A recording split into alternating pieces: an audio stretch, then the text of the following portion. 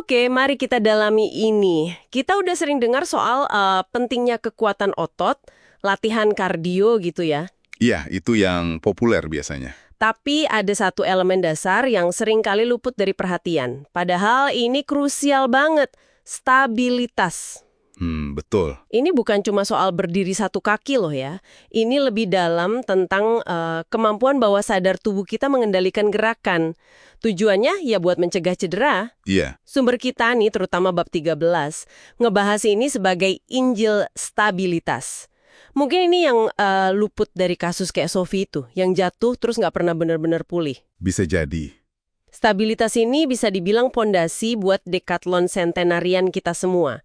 Target jangka panjang gitu. Betul sekali. Stabilitas itu simpelnya ya, kayak sistem kontrol traksi bawaan tubuh kita. Oh, oke. Kontrol traksi ya. Iya, kemampuan refleksif. Buat nyerahin tenaga, atau ngerem, atau malah menghentikan gaya. Tanpa kita sadari sepenuhnya. Jadi otomatis gitu ya. Hampir otomatis. Ini yang bedain antara sekedar kuat sama tahan banting. Nggak cuma soal otot gede, tapi gimana otot sama saraf itu kerjasama secara efisien. Buat ngelindungin sendi ya. Tepat. Melindungi sendi, jaringan lunak, dari beban berlebih. Ini fondasi gerakan yang aman, yang efektif. Analoginya menarik nih. Kayak bandingin mobil jalanan yang tenaganya gede sama mobil balap. Gimana tuh? Mobil jalanan mungkin mesinnya gahar ya kan, tapi tanpa sasis, suspensi, ban yang pas, itu elemen stabilitasnya dia bakal kesulitan di tikungan tajam, gampang slip. Oke, masuk akal. Nah, mobil balap mungkin tenaganya nggak segede itu, tapi karena stabilitasnya superior, dia bisa ngebut tapi tetap aman. Iya. Ini mirip orang yang kelihatannya biasa aja, tapi jarang cedera karena gerakannya terkontrol. Beda sama orang berotot, tapi malah rentan cedera. Tepat sekali. Ini juga ngubah cara kita lihat cedera akut, misalnya robek ACL pas olahraga. Nah, itu kan sering dibilang kecelakaan. Seringnya itu bukan murni kecelakaan sesaat loh. Lebih sering itu puncak dari masalah stabilitas yang udah ada sebelumnya, udah numpuk. Oh, jadi ada bibitnya gitu. Bisa dibilang gitu. Beban gak terdistribusi rata lewat otot, malah numpuk ke ligamen atau sendi yang lebih lemah. Stabilitas yang bagus itu mastiin gaya disalurkan mulus ke seluruh rantai gerak tubuh. Wah, oke. Nah, ini membawa kita ke pendekatan latihan yang mungkin agak beda nih dari biasanya. Ada konsep yang intinya ngajak kita belajar ulang pola gerakan dasar. Mirip kayak bayi belajar gerak. Karena gini, pola gerakan fundamental, bayi guling-guling, merangkak, jongkok, itu sebenarnya cetak biru neurologis kita buat stabilitas yang efisien. Cetak biru ya, program dasar gitu. Iya, program dasar.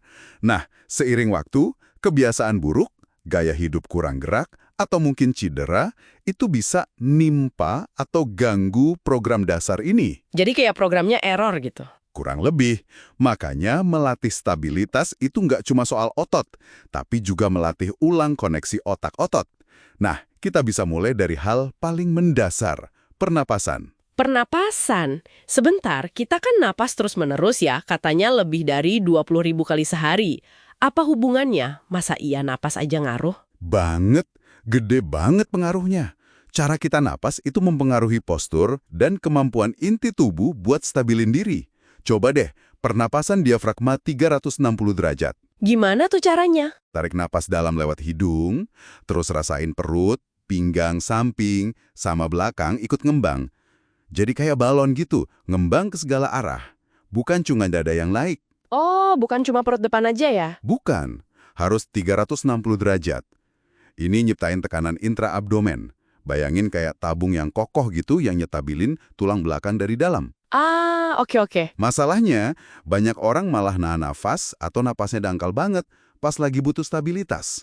Misalnya pas angkat barang berat. Iya juga ya. Oke. Selain napas, apalagi nih fondasi berikutnya? Koneksi sama bumi. Kaki Anda. Kaki. Iya, kaki itu fondasi pertama yang nerima dan transfer gaya dari lantai ke tubuh. Penting banget buat bisa ngerasain kontok yang rata di telapak kaki. Maksudnya rata gimana? Coba rasain area di bawah jempol kaki, bawah kelingking, sama dua sisi tumit.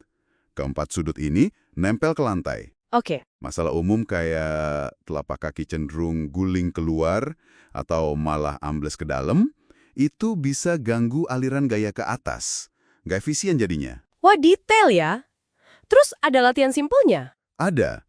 Coba aja angkat jari-jari kaki, terus lebarin, baru turunin lagi satu-satu. Itu bisa bantu ningkatin kesadaran. Atau coba berdiri satu kaki di depan kaki yang lain, terus tutup mata. Tahan 10 detik aja. Bisa nggak? Itu tes keseimbangan dan koneksi kaki juga. Menarik. Hal sekecil itu ternyata penting ya. Lalu gimana dengan bagian atas tubuh? Bahu gitu? Kontrol bahu juga krusial, terutama tulang belikat atau skapula. Tulang di punggung itu ya? Betul. Idealnya, skapula itu bisa gerak mulus di punggung. Atas naik, turun, maju, mundur, muter dikit, buat dukung gerakan lengan yang efisien dan aman. Kalau nggak mulus gimana? Nah, kalau skapulanya macet atau gerakannya nggak terkoordinasi, beban di sendi bahu jadi lebih gede. Gampang cedera bahu nanti. Oke. Terus ada lagi? Terakhir, jangan lupain tangan dan genggaman. Tangan itu kan titik kontak kita pas interaksi sama beban atau lingkungan. Megang sesuatu gitu ya? Iya, kekuatan genggaman itu penting, tapi juga kemampuan buat mulai gerakan dari tangan, pakai semua jari. Latihan kayak bawa beban, farmer's carry, gitu bagus buat ini. Oke, lengkap nih dari bawah sampai atas. Jadi kalau mau melatih ini pendekatannya gimana?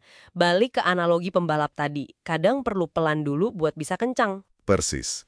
Itu intinya. Fokus utama di kualitas gerakan, bukan kuantitas atau beban berat di awal. Pelan dan terkontrol. Jadi nggak usah buru-buru nambah beban gitu ya? Jangan dulu, rasakan koneksi ototnya. Coba deh, rekam diri Anda pas latihan sederhana. Misalnya jongkok tanpa beban. Anda mungkin kaget lihat apa yang sebenarnya terjadi sama gerakan Anda. Bisa jadi miring-miring gitu ya? Bisa jadi. Stabilitas itu prasyarat sebelum kita tumpuk dengan beban berat atau intensitas tinggi. Anggap ini investasi jangka panjang. Berapa sering bagusnya dilatih? Luangkan waktu khusus, mungkin beberapa sesi pendek per minggu, 1 jam 2 kali seminggu itu bagus.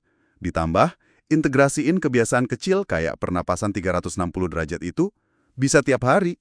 Nah, buat yang pengen dalemi lebih lanjut, ada sumber kayak pendekatan DNS ya, Dynamic Neuromuscular Stabilization. Betul, DNS itu fokus ke pola gerak dasar bayi tadi. Ada juga PRI, Postural Restoration Institute, yang banyak lihat soal asimetri tubuh. Keduanya punya cara unik buat melatih ulang koneksi otak-otot ini. Iya, nggak kelihatan langsung hasilnya di otot gitu ya. Tapi ini kayak perekat yang nyatuin semuanya biar berfungsi optimal. Ini yang bikin Anda bisa terus gerak bebas, nyaman, sampai usia lanjut nanti. Kunci sukses Decathlon Centurianan itu. Betul. Dan ini soal melatih otak sama pentingnya kayak melatih otot. Mereka satu kesatuan. Nah, ini mungkin pertanyaan refleksi buat Anda di rumah. Seberapa sering sih Anda perhatiin bagaimana Anda bergerak? Bukan cuma seberapa banyak atau seberapa keras latihannya. Iya. Mungkinkah ada celah stabilitas kecil yang tanpa sadar ngebatasin Anda sekarang? Atau malah jadi bibit cedera nanti di kemudian hari? Coba deh mulai dari yang simpel banget. Sadari nafas Anda sekarang, saat ini juga. Dan rasain gimana telapak kaki Anda nyentuh lantai atau sepatu. Itu awal yang bagus.